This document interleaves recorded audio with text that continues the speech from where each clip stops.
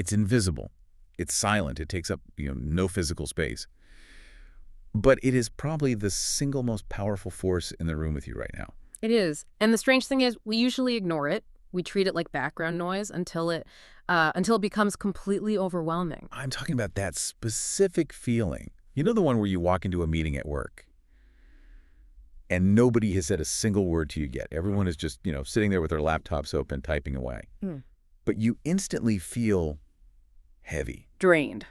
Yes, drained. It feels like the air has been sucked out of the room. Or the exact opposite happens. You meet someone for coffee, maybe an old friend, and even if they're just sitting there quietly, you feel steadier. Calmer. Yeah, calmer. Just being in their orbit, the air actually feels lighter. We usually write that off, don't we? When we say, oh, I'm just projecting, or the lighting is bad in here, or maybe I just didn't get enough sleep. Right.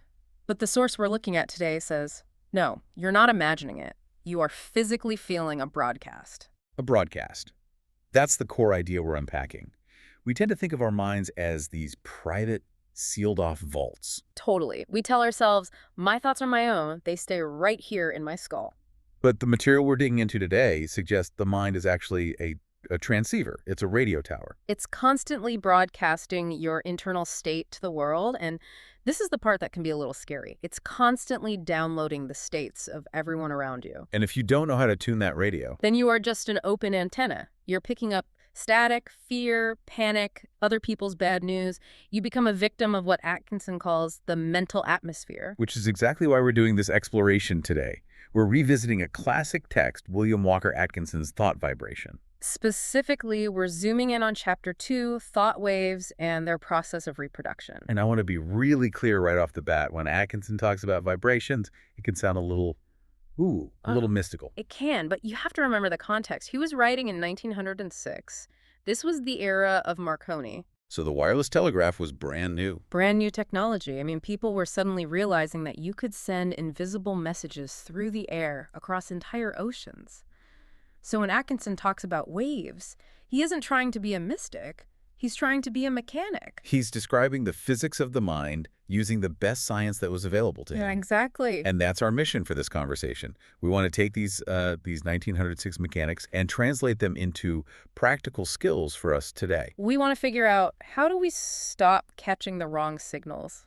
And maybe more importantly, how do we start broadcasting a signal that actually helps us? We're calling it mental tuning. It's the difference between drifting through life and driving through it. I love that. And honestly, I think we all need this right now. The noise level in the world is at an all-time high. Before we get into the nuts and bolts of how to tune your mind, I just have a small request. Okay. If this episode helps you, please hit like and subscribe for the next one. So shall we start with the physics of it? Let's do it. Atkinson uses an analogy that I think everyone has heard, but he tweaks it in a really important way. He talks about the stone in the water. Right. The classic image. You throw a stone into a calm pond and you see the ripples moving out in these perfect circles. We've all seen that. But Atkinson stops us right there. He says, be careful with that image. Exactly. Because water waves are two-dimensional. They move on a flat plane, just the surface of the water. So if I'm on the other side of the pond, the wave comes at me in a straight line. Correct. But Atkinson says thought waves are different. They're not flat. They aren't lasers or flat ripples. They're spherical. Yes, spherical. Think about a candle flame in a dark room. The light doesn't just go left or right. It goes everywhere, all at once. Or like a church bell ringing. Perfect analogy.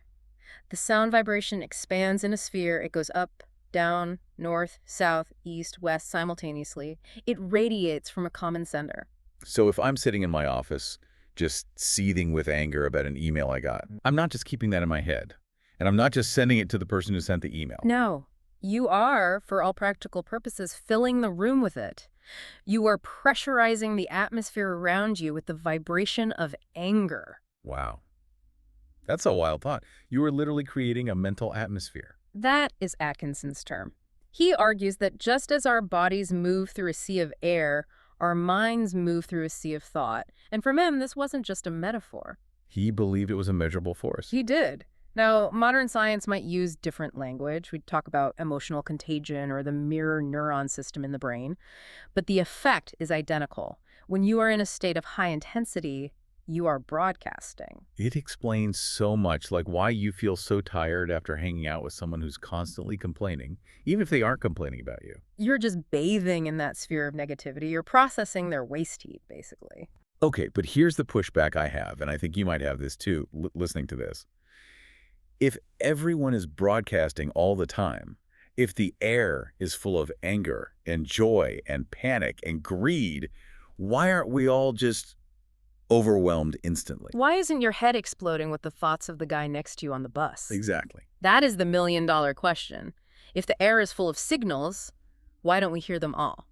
And Atkinson answers it with the cutting-edge technology of his day. The wireless telegraph. The Marconi instrument, yes. I mean, Right. Imagine the air in 1906. It's filled with thousands of messages. You have military orders, stock prices, weather reports, private telegrams. All passing through the room right now. Passing through your body right Yeah. now. But the Marconi receiver, it doesn't catch them all. It catches one. The one it's tuned to. Precisely. The instrument is keyed to a specific pitch or frequency. It only picks up the vibration that matches its own internal key. In all the other signals. They pass right through it as if they don't exist. They are there, but they are not there for you. This is the part that really clicked for me. It's the aha moment. The brain. The brain is the receiver. It is. We think we are observing objective reality. We think we're seeing the world as it is, but we're not. We aren't. We are only picking up the signals that match our current internal setting. In psychology, there's a term for this, right? Yeah, we'd call it attentional bias. Or we talk about the reticular activating system. Your brain is a filtering machine. It has to be, or you would go crazy. But there's a catch. There's the catch. If you are in a state of insecurity, if your internal dial is set to threat, you will walk into a party and you will scan the room. Your brain will filter out the 10 people smiling at you. You won't even see them. You won't register them. Your radar will lock onto the one person who is looking at their phone and frowning. And I'll think, they hate me. They think I shouldn't be here. You will interpret that completely ambiguous signal as a confirmation of your setting. You catch the signal you are tuned for. Atkinson puts it so bluntly in the text. He says, "We receive only such thoughts as are in harmony with the general mental attitude held by ourselves." So in a way, we're constantly just confirming our own biases. Yeah. If I think the world is a hostile place, I'm going to tune into the hostility frequency. And suddenly the world is a hostile place for you. And you miss the kindness, you miss the opportunity. It just passes right through me. It's invisible to my receiver. Because you don't have the key to decrypt it. This leads us to the second core concept, which I think Yeah. is even more fascinating. It explains why we catch these things. It's the concept of resonance. Or what Atkinson calls reproduction. Yes. He uses the violin analogy. Can you walk us through that? I think this really paints a clear picture of how we influence each other. This is just basic acoustics, but it explains so much about human interaction. It's called sympathetic vibration. So, imagine you have a violin sitting on a table in one corner of a room, and in the other corner across the room, you have a crystal glass. And let's say that glass is perfectly tuned to the musical note A. Got it. A violin and a glass. If I pick up the violin and I play a perfect strong A, I don't touch the glass. I'm 10 feet away. But the sound waves, they travel through the air, they hit the glass. And because the glass is tuned to that same frequency. It begins to vibrate, it starts to sing. The external note wakes up the internal note. It reproduces itself. Correct. Now let's map that onto a boardroom. You walk in, your boss is incredibly stressed. They are vibrating at the frequency of panic. So they're the violin playing the panic note. Exactly. Now, if you have a little bit of panic sleeping inside you, if your own string is kind of loose and tuned to that note, maybe because you're insecure about your job or you didn't sleep well, Then his panic will reach across the table. and vibrate your string, suddenly your heart starts racing, your palms sweat. You feel stressed even though you were totally fine 5 minutes ago. You've been induced. Wow. The thought reproduced itself in me because I had the matching equipment. You were tunable to it. But, and this is the critical part, the hopeful part, Yeah. what if I don't have that string? What if I am tuned to something else entirely? Then you are immune. This is the superpower of mental tuning. If your internal state is tuned to a completely different key, say calm steadiness or confidence, the boss's panic hits you, but There's no corresponding string to vibrate. it finds no purchase. You observe it, you could see he's stressed, you hear the loud voice, but you don't become it. That distinction is huge. Observing versus becoming. That is the entire goal of this. Atkinson calls it establishing a keynote. A keynote. like in music. It's your default setting. It's the mental habit you wake up with and the one you return to when you aren't paying attention. So if my keynote is discouragement, You are a receiver built to catch every failure, every sad news story, every rejection. You magnify the sadness of the world. but if my keynote is courage or optimism, You pick up the signals of opportunity. You feel the energy of other successful people. You resonate with solutions, not with problems. it sounds almost magical when you say it like that, tuning your vibration. Yeah. But when you break it down, Atkinson is so insistent that this is just mechanics. He says, and I'm quoting here, "It is not magic, but mechanics." He wants to demystify it. This isn't about wishing for a parking spot or manifesting $1 million by thinking about it once. Right. It's about how your brain processes the data of reality. It's about attentional bias, and it's about emotional filtering. So let's get into the practical side of this, because I think people hear positive thinking and they immediately roll their eyes. Yeah, they think of toxic positivity. Just smile while your house is burning down. Exactly. But Atkinson defines positive and negative in a really specific, almost electrical way. He does. He isn't talking about happy versus sad. And he's not talking about morality. He's talking about active versus passive. Like electrical pole. Or magnetic poles, yeah. The negative key for Atkinson is characterized by passivity. It's dull. It's drifting. When you are in the negative key, you are a receiver only.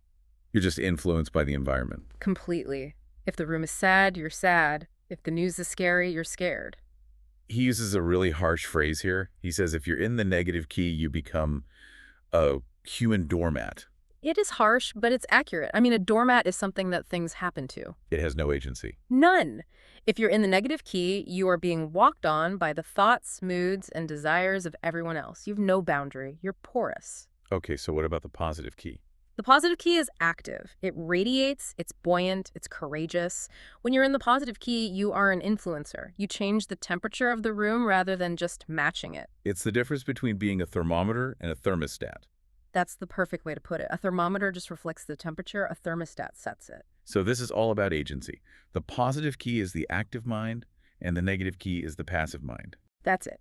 Agency versus drift. Okay, I want to ground this. We promised practical skills.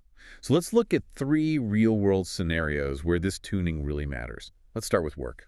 Okay. Let's imagine a high-pressure scenario. A deadline is looming. Or maybe you just made a pretty bad mistake on a project. My stomach drops just thinking about it. Huh? So, if my keynote is negative, if I'm attuned to fear, what is happening in my brain? Well, your brain engages in a process called difficulty as impossibility.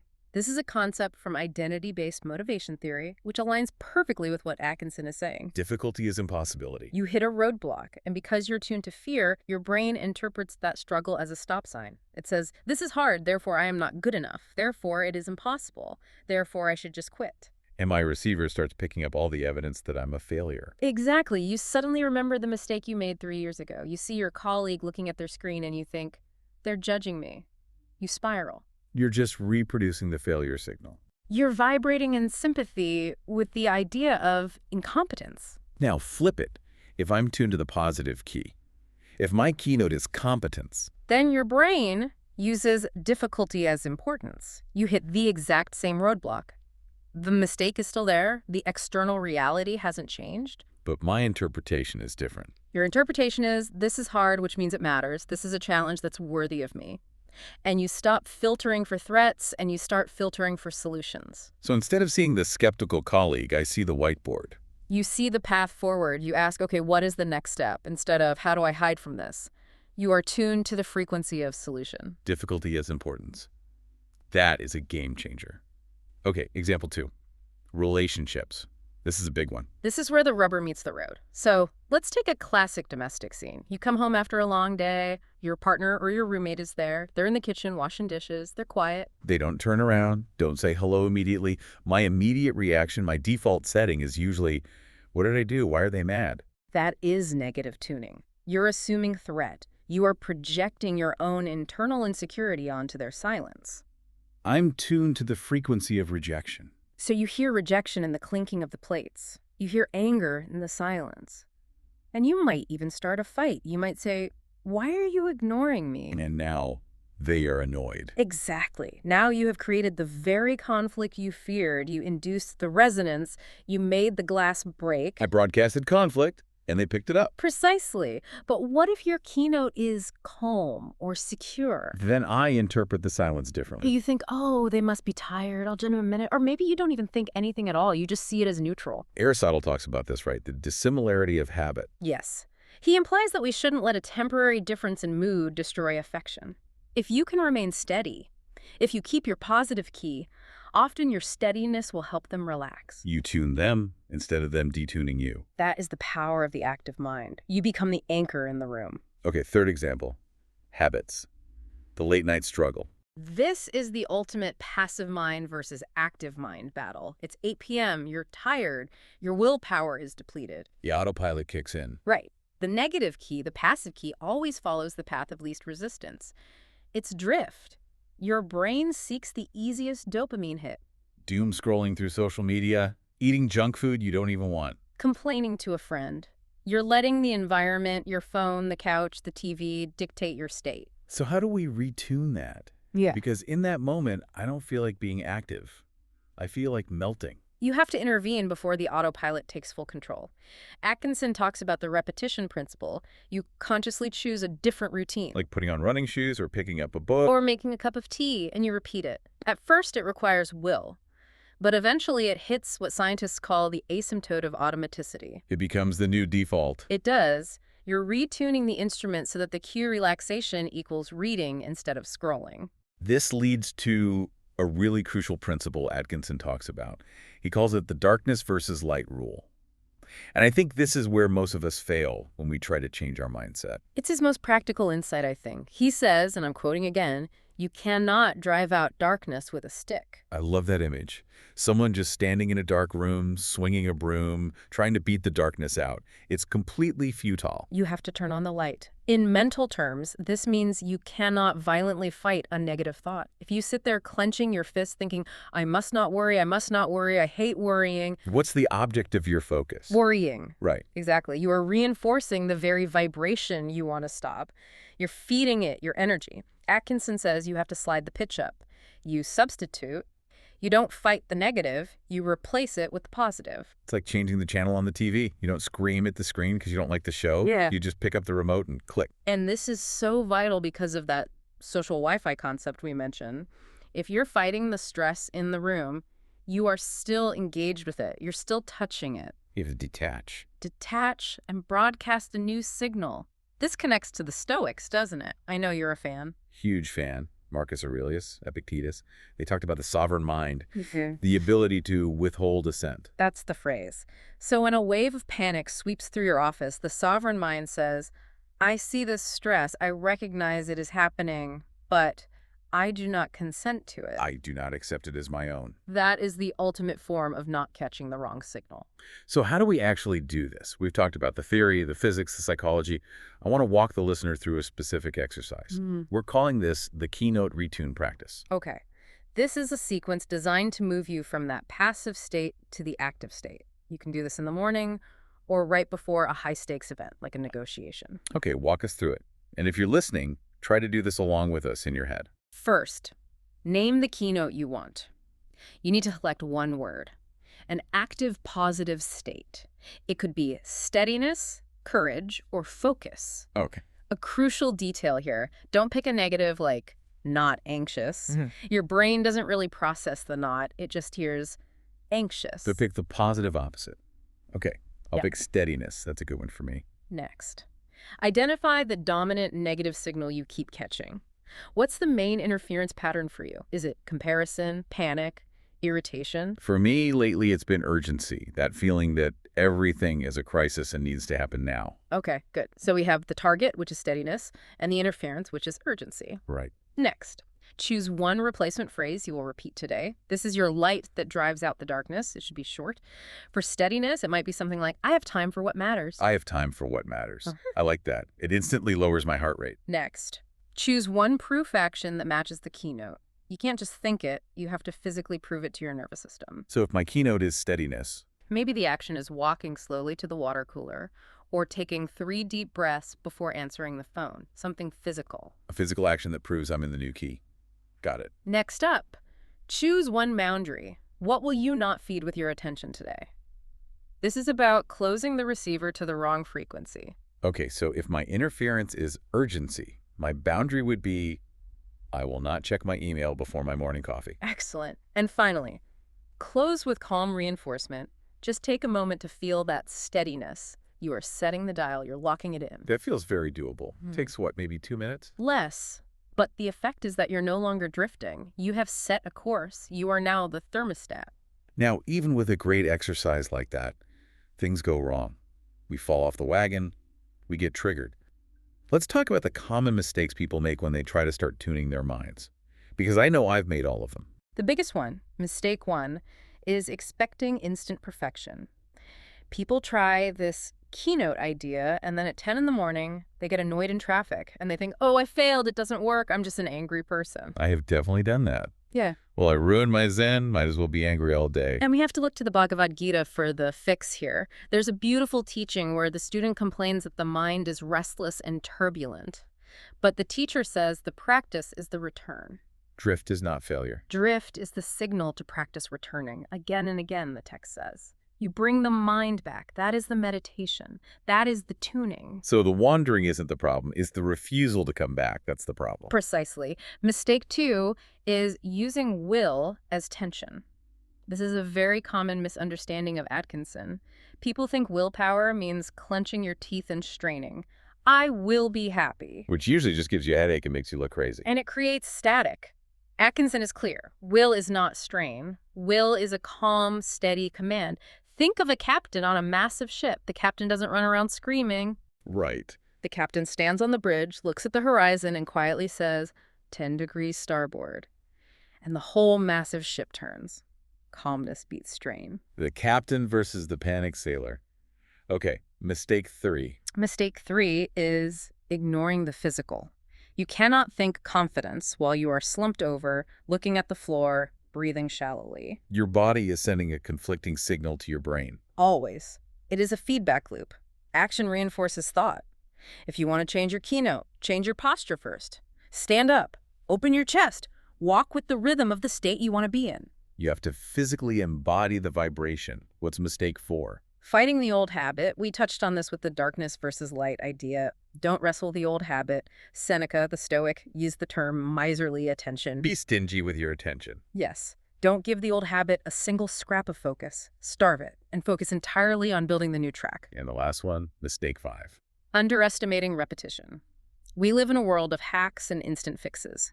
We want the one weird trick to fix our mindset overnight. But it's the gym analogy again. You don't get strong by lifting one heavy weight one time. You get strong by lifting it 1,000 times. It takes time for the neural pathways to form. You need consistency over intensity. It is better to do that keynote practice for 1 minute every day for a month than to do a 3-hour meditation once and then never do it again. This has been dense Yeah. in the best way. I feel like we've covered physics, psychology, ancient philosophy, and practical habit building. Yeah. Let's try to recap. If someone takes away just the core notes from this, what are they? Okay, to summarize. First, thought waves are real forces. They radiate from us and create a mental atmosphere. And second, we only catch the vibrations we are tuned to. That's the law of resonance. Exactly. Third, we can choose our keynote, that dominant mental setting that filters our reality. Fourth, positive tuning creates agency and influence. Negative tuning creates passivity and drift. Fifth, and this is a big one, we have to stop rehearsing what we don't want. Don't fight the darkness, turn on the light. And mental tuning is a skill. It's built through repetition, not a one-time magic trick. And finally, a calm, steady return to the center is always more powerful than anxious force.